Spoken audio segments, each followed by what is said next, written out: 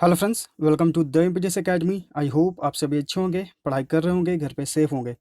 देखिए, आज के इस लेसन में हम लोग सोल्व करेंगे एसएससी सीएचएसएल 2019 के 4 जुलाई के सेकंड शिफ्ट के इंग्लिश के क्वेश्चंस को। ठीक है, एसएससी सीएचएसएल 2019 का जो एग्जाम कंडक्ट हुआ था वो 2019 से। ठीक है, ये जो है एसएससी सीएचएसएल 2020 में एग्जाम होने वाला है 16 अक्टूबर से। तो इस उसके लिए मतलब इस एग्जाम के लिए हम लोग यहाँ पर प्रीवियस ईयर के क्वेश्चंस को सोल्व कर रहे हैं। इसके पहले जो है हम लोगों ने एमबी पब्लिकेशन के बुक से सोल्व किया है। ठीक है, एमबी पब्लिकेशन 2016 के सारे क्वेश्चन जो हैं सोल्व हो चुके हैं। इसमें जो है 2 शिफ्ट्स रिमेनिंग है, 45 एंड 46। ये आपको 5 तारीख से मिलना शुरू हो जाएंगे। मेंस के जितने भी सेट्स रिमेनिंग है वो 5 तारीख से आपको मिलना शुरू हो जाएगा। ठीक है, तो यहाँ पर जो है हम लोग एमबी पब्लिकेशन के बुक से ही सॉल्यूशन कर रहे हैं, लेकिन इस बुक में 2019 सीएचएसएल के क्वेश्चंस नहीं दिए गए हैं। इसलिए हम यहाँ पर दूसरे बुक का रेफरेंस लेकर आपको यहाँ पर सॉल्यूशन दे रहे हैं, क्योंकि आपका एग्जाम नज़दीक है और एग्जाम के पॉइंट ऑफ व्यू से जो है यहाँ पर हम लोग प्रीवियस ईयर क्वेश्चंस को सोल्व कर रहे हैं। इसलिए ये लेसन हमारे लिए इंपॉर्टेंट है। तो आप लोग जो है लेसन्स को कंप्लीट देखिए, सीखिए, समझिए। कहीं पर कोई दिक्कत हो तो जरूर कमेंट करिए। ठीक है, तो ये जो क्वेश्चंस होंगे ये हैं 4 जुलाई 2019 के सेकंड शिफ्ट के क्वेश्चंस। इसके पहले जो भी लेसन्स हो गए हैं वो आपको द एमपीजेस एकेडमी के प्लेलिस्ट सेक्शन में आप जाएंगे तो वहाँ पे मिलेगा एमबी पब्लिकेशन बुक सॉल्यूशन 2019। उसमें आपको सारे लेसन्स मिल जाएंगे। ठीक है, चलिए तो फिर शुरू करते हैं लेसन में। पहला क्वेश्चन देखिए हमारा क्या है। यहाँ पे आपको पैसा है, how much monthly rent did you पे फॉर द हाउस। ठीक है, तो हम लोग क्या सीखे हैं जब टेंस और वॉइस के लेसन्स में कि जो हमारा सब्जेक्ट होता है वो ऑब्जेक्ट बनता है, जो ऑब्जेक्ट होता है वो सब्जेक्ट बनता है। उसके बाद हमें ये रिकॉग्नाइज करना होता है कि ये सेंटेंस आखिर किस टेंस का है।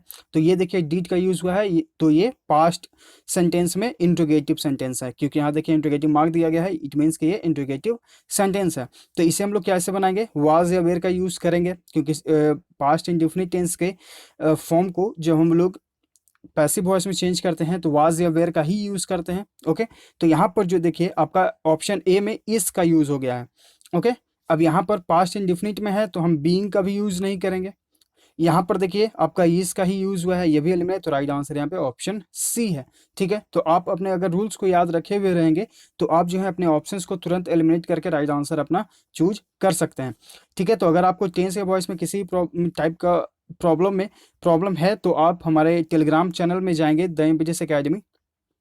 ठीक है, द एमपीजेस एकेडमी, वहाँ पे आपको जो है इसका लिंक प्रोवाइड कर दिया गया है। जो इंपॉर्टेंट लेसन्स हैं वहाँ पर आप जाकर उन दोनों लेसन्स को देख लीजिए, या फिर आप हमारा जो YouTube channel the MPJS academy, आप उसके प्लेलिस्ट सेक्शन में जाइए और वहाँ पे मिलेगा आपको tense and voice.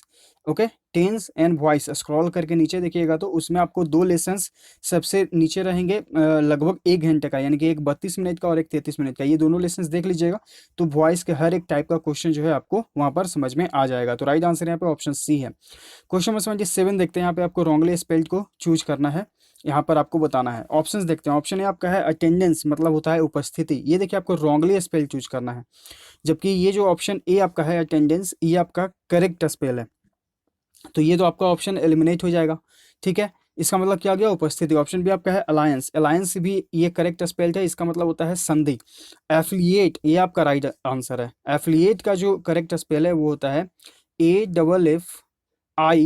AFFILIATE, affiliate. ठीक है, इसका मतलब क्या होता है, इसका मतलब होता है सहबद्ध।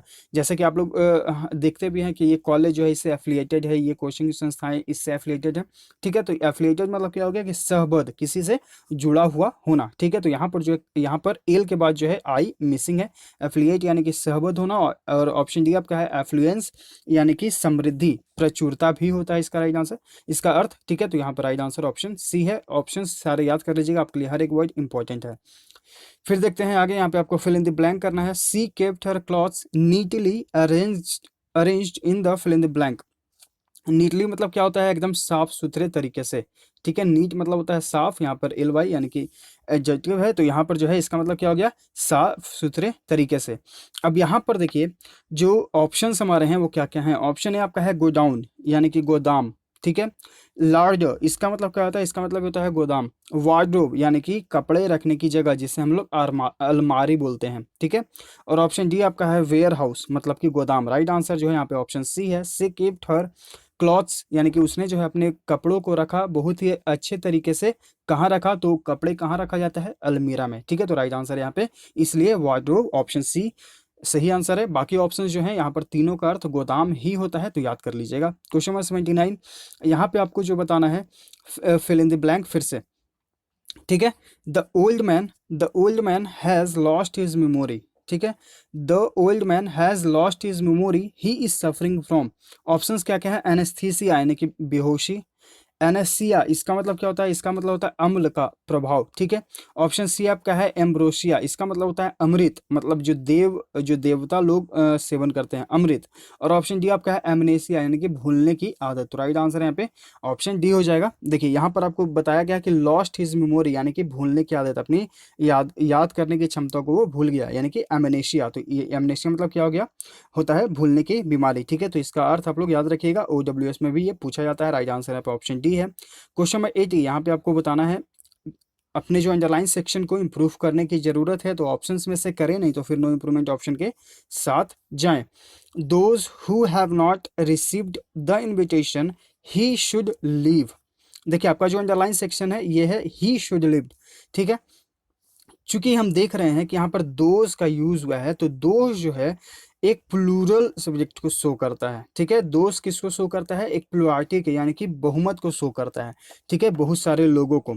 तो यहाँ पर जो है बहुत सारे लोगों को अगर ये रिफ्लेक्ट करना चाह रहा है, जबकि यहाँ पर ही का यूज हुआ है, ही मतलब कि सिंगुलर सब्जेक्ट, ये इसका मतलब क्या हो गया? प्लूरल, क्योंकि ये दोनों एक दूसरे से कनेक्टेड है। क्योंकि यहाँ पर किससे बोला जा रहा है? Those who have not received the invitation, यानी कि वे लोग जो इनविटेशन नहीं पाए हैं उन्हें यहाँ से चले जाना चाहिए, यानी कि उन्हें ये छोड़ देना चाहिए। मतलब जो यहाँ जो लोग आए हैं उन्हें यहाँ से चले जाना चाहिए। तो यहाँ पर दोज को रिफ्लेक्ट किया जा रहा है ही के रूप में, जबकि ये जो ही है यह गलत है। दोज अपने आप में प्लूरल है, इसलिए जो है हम लोग यहाँ पर ही की जगह दे का यूज करेंगे, क्योंकि दे जो है अपने आप में एक प्लुरालिटी को शो करता है, यानी कि वे लोग। ठीक है, तो यहाँ पर जो राइट आंसर है वो है आपका ऑप्शन बी। क्वेश्चन नंबर 81, यहाँ पे आपको सिनोनिम बताना है, यानी कि पर्यायवाची शब्द कैंडिड का। कैंडिड मतलब क्या होता है? कैंडिड मतलब होता है स्पष्टवादी। ठीक है, ऑप्शंस देखते हैं। क्रूएल यानी कि निर्दयी, फ्रैंक यानी कि स्पष्टवादी। तो राइट आंसर यहाँ पे ऑप्शन बी है। देखिए सिनोनिम बताना है, सिनोनिम यानी कि पर्यायवाची शब्द, एकदम मिलता जुलता शब्द, तो दोनों का अर्थ स्पष्टवादी होता है। बाकी ऑप्शंस हैं एरोगेंट मतलब अभिमानी। ठीक है, और स्वीट यानी कि मीठा। राइट आंसर यहाँ पे ऑप्शन बी है। देखते हैं क्वेश्चन नंबर 82, यहाँ पे आपको आइटम का अर्थ बताना है। ग्रीन थंब इसका मतलब क्या होता है? एक ऐसा व्यक्ति जो पौधों का शौकीन हो, ठीक है, और उसकी देखभाल करने में सक्षम हो। ठीक है, तो ऑप्शन जो है यहाँ पे to have talent in gardening, यानी कि गार्डनिंग में टैलेंट होना। तो राइट आंसर यहाँ पे ऑप्शन ए है। बाकी ऑप्शन हैं to have talent in painting, यानी कि चित्रकला में आपका होना टैलेंट। टू बी एंग्री यानी कि गुस्सा होना। टू बी इनवियस, इनवियस मतलब क्या होता है? ईर्ष्या होना। ठीक है, जलन होना। तो राइट आंसर यहाँ पे ऑप्शन ए हो जाएगा। आगे देखते हैं क्वेश्चन 83, यहाँ पे आपको इनडायरेक्ट स्पीच बताना है।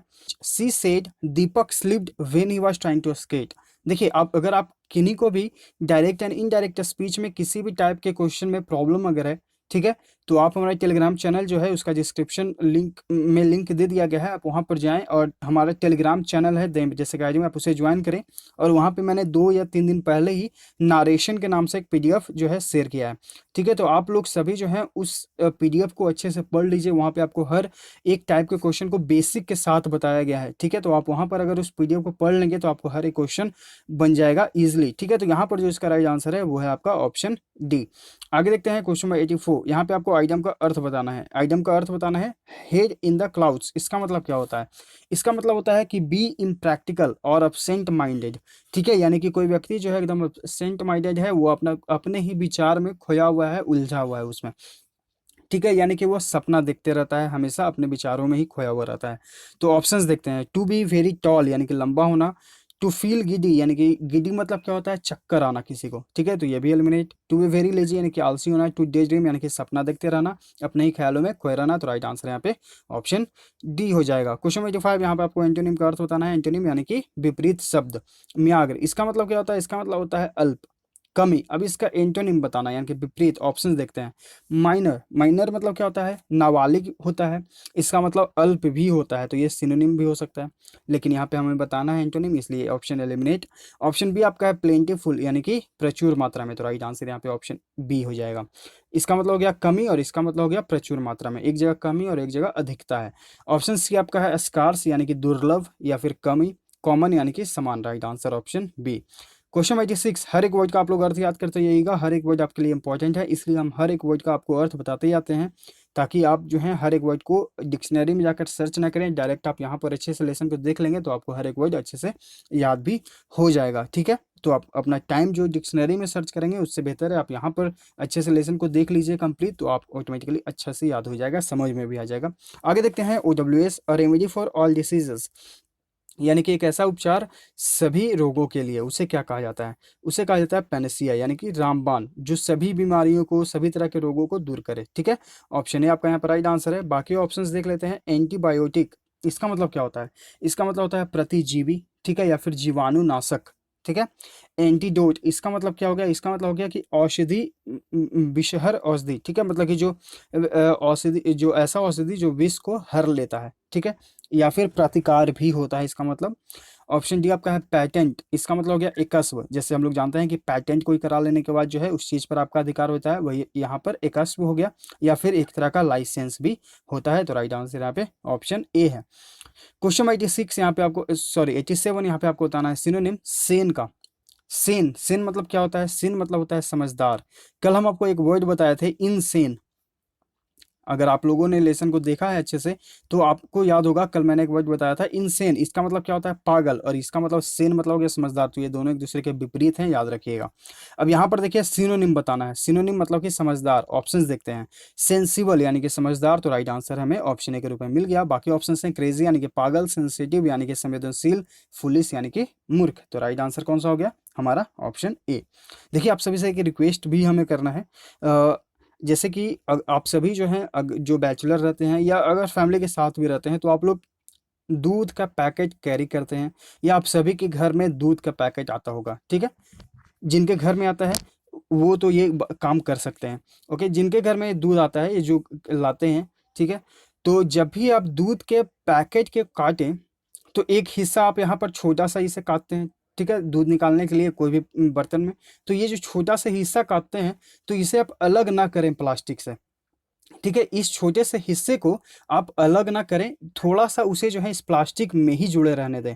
हम ऐसा क्यों बोल रहे हैं, इसका एक रीज़न है, पर्यावरण से संबंधित है, इन्वायरमेंट, हमारे इन्वायरमेंट से संबंधित है, क्योंकि हम इस इन्वायरमेंट में रह रहे हैं, तो ये हमारे लिए इंपॉर्टेंट है जानना। ठीक है, देखिए इसका क्या इंपॉर्टेंस है हम बता रहे हैं आपको। अगर ये आप छोटे से प्लास्टिक को अगर आप कट कर देते हैं, ठीक है, तो आप इसे कहीं ना कहीं तो फेंकेंगे ही, घर से बाहर तो फेंकेंगे ही, कूड़ा कचड़े में जाकर डाल देंगे। तो ये जो छोटा सा प्लास्टिक का जो ये पार्ट है, इससे आप जो है डिकम्पोज नहीं कर सकते हैं। मतलब मान लीजिए कि इस बड़े से पार्ट को, इस पूरे बड़े से पार्ट को मान लीजिए हम सपोज कर रहे हैं, ठीक है, इसे गलने में, डिकम्पोज होने में 1 साल लगता है, ठीक, ये पूरे पार्ट को। लेकिन अगर ये छोटा सा पार्ट अगर आप कहीं पर फेंक देते हैं तो इस छोटे से पार्ट को डिकम्पोज होने में 10 साल लगता है, ठीक है, या 8 साल लगता है। मीन्स कि ये बहुत ही ज़्यादा, जो छोटे छोटे पार्ट्स होते हैं प्लास्टिक के, इनको गलने सड़ने में बहुत ही ज़्यादा समय लगता है। ठीक है, और ये जो है बहुत ही हमारे पर्यावरण के लिए नुकसानदेह है। प्लास्टिक आप सभी को पता है कि नुकसानदेह है। तो आप एक तो ये कोशिश करिए कि ज़्यादा से ज़्यादा जो है प्लास्टिक को आप जो है अपने लाइफ से मतलब दूर ही रखें, मतलब इसका यूज़ ना करिए। जैसे आप कुछ सामान लेने ही जाते हैं तो प्लास्टिक के चीज़ों में ना लें, झोला लेकर जाएं, कोई थैली लेकर जाएं, उसमें आप सामान को लें।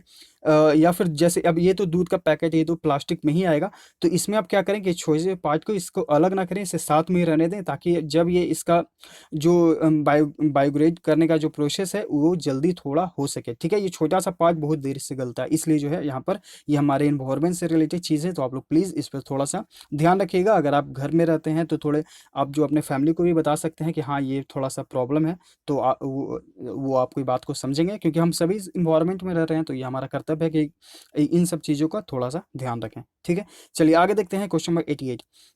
यहाँ पे आपको सेंटेंस अरेंजमेंट करना है। ठीक है, तो सेंटेंस अरेंजमेंट करने के लिए हम लोगों ने क्या सीखा है कि सबसे पहले चारों सेंटेंसेस को पढ़ते हैं, और उसके बाद जो है हम अपना इसमें से बेस्ट थीम निकालते हैं या फिर सब्जेक्ट निकालते हैं। उसके बाद फिर उसे इंटरकनेक्टेड करते हैं एक दूसरे से। जैसे कि दिस कोई लिखा हुआ है, 4 सेंटेंस हमें एक जगह करना है, एक सेंटेंस को एक जगह करना है।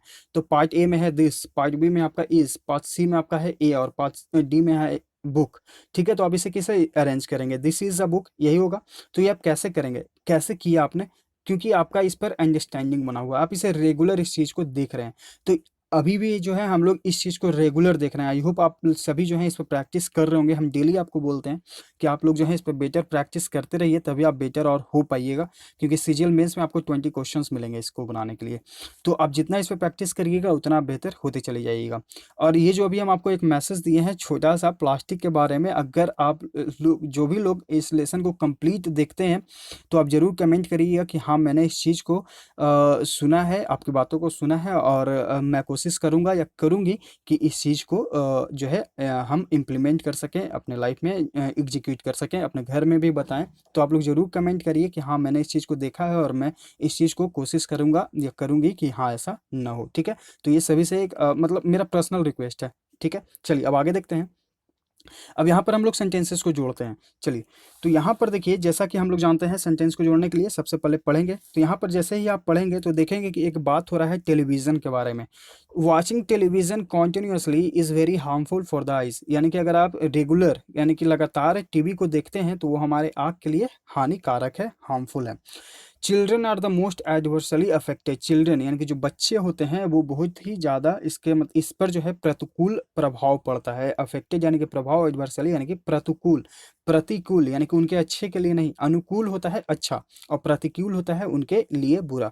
ठीक है, तो यहाँ पर जो है उनके प्रतिकूल प्रभाव पड़ता है इसका। ओके, हाँ, क्योंकि आप टीवी देखेंगे रेगुलर, अगर आप भी देखेंगे बच्चे भी देखेंगे तो उसका तो आँख पर तो इफेक्ट पड़ेगा ही।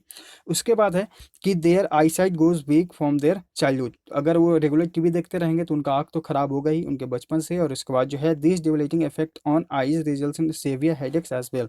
और ये जो डिवलेटिंग, ये इसका मतलब क्या होता है? इसका मतलब होता है कि दुर्बल करने वाली, ठीक है, कमज़ोर करने वाली। तो ये जो कमज़ोर करने वाली जो प्रभाव है आपको, वो एक सर दर्द के रूप में भी रिजल्ट के रूप में आता है। जैसे कि आप लगातार टीवी देख रहे हैं तो आपको लगता होगा कि कुछ देर बाद कि अब सर मेरा दर्द दे रहा है, तो यही इसका कहने का अर्थ है। ठीक है, तो यहाँ पर जो आपका राइट आंसर हो जाएगा वो हो जाएगा आपका ऑप्शन ए, CABD। आगे देखते हैं क्वेश्चन नंबर 89। यहाँ पे आपको वन वर्ड सब्स्टिट्यूशन बताना है। That which can't be heard यानी कि कोई ऐसा चीज़ जिसे सुना ना जा सके। इनऑडिबल यहाँ पर राइट आंसर है यानी कि अश्राव। बाकी ऑप्शन है इनविजिबल। इनविजिबल मतलब क्या होता है? इनविजिबल मतलब होता है जिसे आप देख ना सकें। अदृश्य, इनकॉरिजिबल जिसे सुधारा ना जा सके, इनक्रेडिबल अविश्वसनीय। Right answer option A. Question number 90 यहाँ पे आपको एंटोनिम बताना है यानी कि विपरीत। अर्बन, अर्बन मतलब क्या होता है? शहरी। अब इसका विपरीत बताना है। ऑप्शन देखते हैं। ऑप्शन आपका है रूरल यानी कि ग्रामीण, तो राइट आंसर यहाँ पे ऑप्शन ए है। बाकी ऑप्शन एलियन यानी कि विदेशी। कैजुअल मतलब क्या हो गया? कैजुअल मतलब हो गया कि एक तरह का इत्तेफाक या फिर आकस्मिक। ठीक है, इत्तेफाक या फिर आकस्मिक। मॉडर्न यानी कि आधुनिक। Right answer A. Question number 91 यहाँ पे आपको ग्रामेटिकल एरर को फाइंड आउट करना है। The number of visitors at the fair were much larger than expected. यानी कि मेले में जो विजिटर्स आए थे वो बहुत ही ज़्यादा बड़ा था जितना एक्सपेक्ट किया गया था। तो देखिए यहाँ पर जो है ग्रामेटिकल रूल्स हमें ध्यान रखना होगा। हम लोगों ने ये क्या सीखा है कि अ नंबर ऑफ, ठीक है, अ नंबर ऑफ के बाद जो हमारा नाउन आता है वो प्लूरल आता है। ये नाउन है, ठीक है, और जो इसके साथ वर्ब आएगा वो भी प्लूरल आएगा। ठीक है, यानी कि अ नंबर ऑफ के बाद जो नाउन आता है वो भी प्लूरल और जो वर्ब आता है वो भी प्लूरल। लेकिन जैसे ही द नंबर ऑफ आए, ठीक है, द नंबर ऑफ आए, तो उसके बाद जो आपका नाउन होगा वो प्लूरल होगा, लेकिन वर्ब जो होता है वो सिंगुलर फॉर्म में होता है। ये आपको याद रखना है दोनों रूल्स को। अ नंबर ऑफ के बाद नाउन और वर्ब दोनों प्लूरल, द नंबर ऑफ के बाद नाउन प्लूरल लेकिन वर्ब सिंगुलर। अब यहाँ पर देखिए द नंबर ऑफ है, ठीक है, तो the number of the visitors यानी कि नाउन तो प्लूरल हो गया, लेकिन वर्ब जो है हमें क्या अभी सीखे कि सिंगुलर यूज करना है। तो वेयर की जगह क्या यूज करेंगे? वाज का यूज करेंगे। ऑप्शन बी आपका यहाँ पर ऑप्शन एरर हो जाएगा। क्वेश्चन 192 यहाँ पे आपको अंडरलाइन सेक्शन को इम्प्रूव करना है। ठीक है, no other man in the city is as rich than he is. तो हम लोगों ने क्या सीखा है? As plus adjective plus as. तो यहाँ पर जो आपका राइट आंसर है वो है आपका option D. No other man is the city in as rich as he is. अब आगे देखते हैं क्वेश्चन 93 to 97 आपको फिल इन द ब्लैंक करना है पैसेज को। Agatha Christie is a well known writer of mystery books. Agatha Christie जो हैं वो एक अच्छी राइटर हैं, मतलब कि लेखिका हैं मिस्ट्री बुक्स की। मिस्ट्री बुक्स यानी कि रहस्यमय किताबों से संबंधित वो किताबें लिखती हैं। The plot in each of stories, जो उनके हर स्टोरीज यानी कहानियों में जो षड्यंत्र होता है, इन्वॉल्व्स एवरी डे कैरेक्टर्स, यानी कि वो क्या कर लेता है, हर दिन के कैरेक्टर्स को, हर एक कैरेक्टर को जो है सम्मिलित कर लेता है। इन्वॉल्व्स यानी कि हर दिन के कैरेक्टर यानी कि जो पात्र होते हैं सभी को वो कलेक्ट कर लेता है, ठीक है, उस इन्वॉल्व कर लेता है। That we can relate to, जिससे हम लोग आसानी से रिलेट कर सकते हैं, उस चीज़ से संबंधित हो सकते हैं। दिस मेक्स हर स्टोरीज मोर, यह जो है उनके स्टोरी को क्या बना देता है, तो रियलिस्टिक बना देता है। अगर आप किसी चीज़ को खुद से जुड़े हुए देखेंगे, रिलेट करेंगे, तो आप तो उसे क्या समझेंगे, रियलिस्टिक ही समझेंगे, क्योंकि आपको आप पर वो चीज़ जो है हो चुका है आपके साथ, या फिर आप जो है आपको लगता है कि हाँ ऐसा होता है, तो वो जो है आपको क्या लगता है कि हाँ this makes her stories realistic, यानी कि वास्तविक बना देता है। Because whatever she writes, क्योंकि वह जो भी लिखती है about can happen to any of us, यानी कि वो जो है जो भी लिखते हैं वो हमारे साथ हो सकता है, क्योंकि हम उससे रिलेट कर रहे हैं। तो यहाँ पर देखिए हैपन के साथ जो है आपको प्रीपोजिशन टू का यूज़ करना है, हमेशा याद रखिएगा। ठीक है, आगे बढ़ते हैं। वाट makes her stories more interesting, यानी कि उनकी जो स्टोरी है ज़्यादा इंटरेस्टिंग तब हो जाती हैं, ठीक है, is the twist at the end, जब जो है उनका एक जो स्टोरी है उसके एंड में एक ट्विस्ट आ जाता है, बहुत ही इंटरेस्टिंग मोड़ आ जाता है। ठीक है, तो यहाँ पर जो राइट आंसर है वो है आपका इज़, यानी कि ऑप्शन है। तो ये हुआ इस पैसेज का अर्थ। आई होप आप सभी को अच्छे से समझ में आ गया होगा। देखिए इसमें जो कुछ वर्ड्स हैं आपके लिए इंपॉर्टेंट है। सरकास्टिक मतलब क्या होता है, सरकास्टिक मतलब होता है व्यंग्यपूर्ण। आर्टिस्टिक यानी कि कलात्मक। रियलिस्टिक यानी कि जो आपका हो गया वास्तविक। और एग्जॉटिक मतलब क्या हो गया, एग्जॉटिक मतलब विदेशी भी होता है, अजीब भी होता है। क्या होता है, विदेशी या फिर अजीब। अब एग्जॉटिक का आप सिनोनिम एलियन याद कर सकते हैं, जो आपका ऊपर अभी ऑप्शन था। ठीक है, इसका विदेशी होता है या फिर अजीब भी होता है। आगे देखते हैं क्वेश्चन 98। यहाँ पे आपको रॉन्गली स्पेल चूज करना है। तो यहाँ पर सॉरी, यहाँ पर जो है यहाँ पर रॉन्गली स्पेल्ड नहीं है, यहाँ पे करेक्टली स्पेल्ड है। ठीक है, यहाँ पे करेक्टली स्पेल्ड आपको चूज करना है। ऑप्शंस देखते हैं। जिन्यून, जिन्यून मतलब क्या होता है, असली। ठीक है, वास्तविक, ये आपका करेक्ट स्पेल्ड है। गिल्टी, तो राइट आंसर जो है यहाँ पर आपको ऑप्शन ए हो गया। यहाँ पर करेक्ट स्पेल्ड ही चूज करना है, बाकी ऑप्शंस जो हैं गलत हैं, हम लोग इसका राइट आंसर याद कर लेते हैं। देखिए ऑप्शन बी आपका है जनरल। जनरल मतलब होता है समान। ठीक है, यहाँ पर जो है ए की जगह ई का यूज करें। गिल्टी, GUILTY, गिल्टी मतलब होता है दोषी, GUILTY। यहाँ पे आई का जो यूज हुआ है ये सुपरफ्लुअस हुआ जो है एल के बाद वाला। जेनेरस, जेनेरस मतलब होता है उदार, GENEROUS। ठीक है, जेनेरस मतलब होता है उदार, दानी। तो ये भी एलिमिनेट, राइट आंसर यहाँ पे ऑप्शन ए है। क्वेश्चन 99, यहाँ पे आपको कंटेन आइडेंटिफाई करना है ग्रामेटिकल एरर को। The soldiers had no choice when to obey the commander. The soldiers had no choice when to obey the commander. यहाँ पर देखिए जो आपका राइट आंसर है वो है आपका ऑप्शन सी। व्हेन के जगह हम लोग यूज करेंगे वट का। ठीक है, कैसे यूज करेंगे आइए समझते हैं।